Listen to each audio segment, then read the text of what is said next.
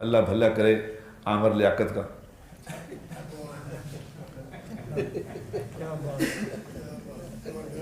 عامر لیاقت کا نام سنتے ہی ٹھنڈ پہ گئی سارے میں. وہ ایک آدمی کو میں نے کہا وہ فلاں آدمی نے میرا ایک دوست ہے، اس سے میں نے کہا فلاں آدمی نے 18 سال کی لڑکی سے شادی کر لی ہے اور وہ ہے خود 50 سال کا، 18 کی شادی کر لی ہے.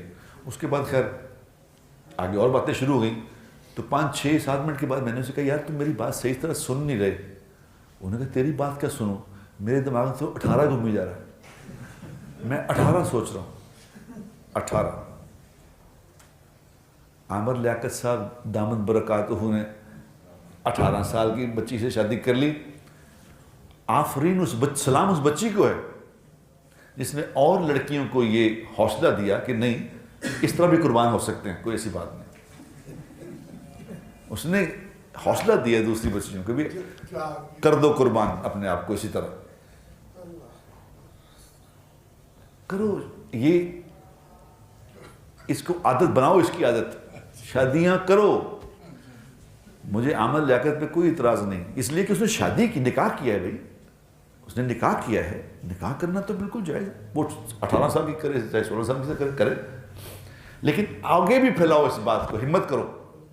ایسا نہ کرو کہ شادی کر لو دوسری اور پہلی کو چھوڑ دو. یہ نہ کرو، ایسا نہ کرو.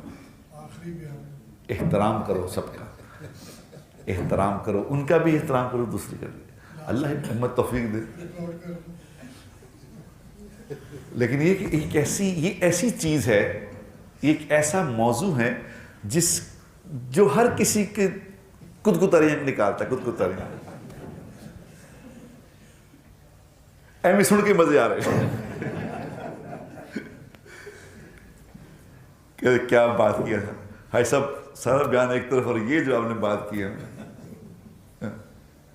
وہ ایک ہمارے بزرگ تھے نا، وہ بہت بڑے آدمی تھے، تو اسپتال میں داخل تھے. تو انہوں نے کہا کہ جی ان کے پاس جا کے انہوں نے کہا کہ جی تسی ٹھیک ٹھاک ہو جاؤ گے، تھوڑی تو شادی ارینج کی تھی، ایسی تسی بیمار ہو کے پے ہو. تو اٹھ کے بیٹھ گئے.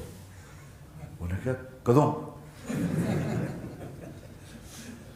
یہ موضوع ایسا ہے، کیا کریں اس کو. اللہ نے بنایا سسٹم ایسا، کیا کر سکتے ہیں. لیکن چونکہ ہم اللہ سے دور ہوئے ہیں، یاد رکھنا، ہم اللہ سے دور ہوئے ہیں تو اللہ نے ہمیں ہر نعمت سے محروم کر دیا.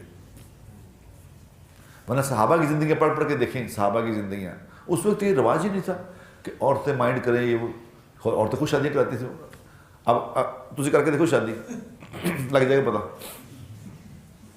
عامر لیاقت دامت برکاتہ نے شادیاں 2 کو طلاق دے کے کی ہے، تیسری ان کے ہوتے نہیں کر سکا. مزہ پھر تھا کہ ہوتے ہوئے کرو، شادی کرنی کرو، لیکن پچھلیوں کے ہوتے ہوئے کرو اور ان کو راضی کر کے کرو، پھر دیکھو مزے، زندگی مزیدار گزرے گی. جیسے ہمارے وہ مفتی طارق مسعود 3 شادیاں کر کے بیٹھا ہے، وہ بولی جا رہا ہے. اور چوتھی کی بھی بات وہ بہانے مفتی طارق مسعود بہانے پیغام دے رہے ہوتے ہیں کہ میں چوتھی بھی کرنا چاہتا ہوں، کوئی ہے تو مجھے خود ہی اپنے آپ کو قربان کر لے.